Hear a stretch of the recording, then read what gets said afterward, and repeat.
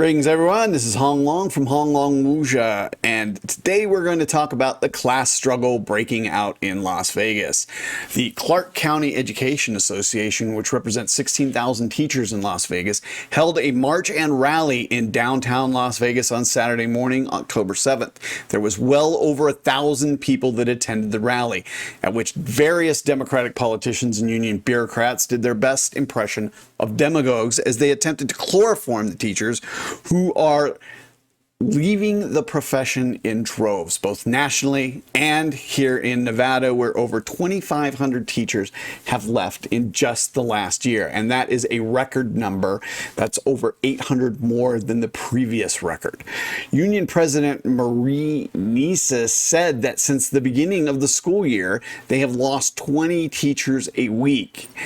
And saying this number is deceptive, as many of the full-time spots are made up from substitute teachers who do not have the proper credentials to be working.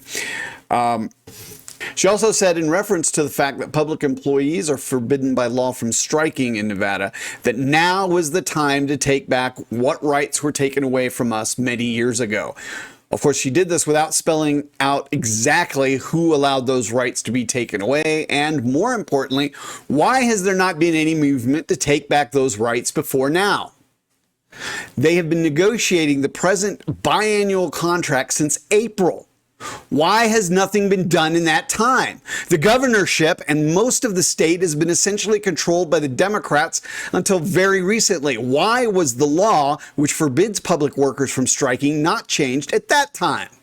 Democratic politicians speak out of both sides of their mouths. Along with their hangers-on in the DSA, they proclaim to support workers, yet at every opportunity, every single opportunity, they strangle every struggle of workers for better conditions or pay.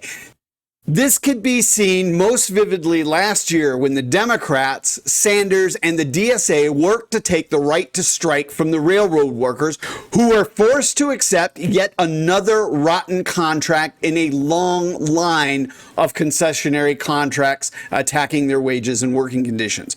Currently, negotiations between the CCEA and the school district are in arbitration, which was obviously the strategy of the union from the beginning. The result of which will see their teachers accepting smaller raises than those that were handed out to school administrators earlier at the end of summer.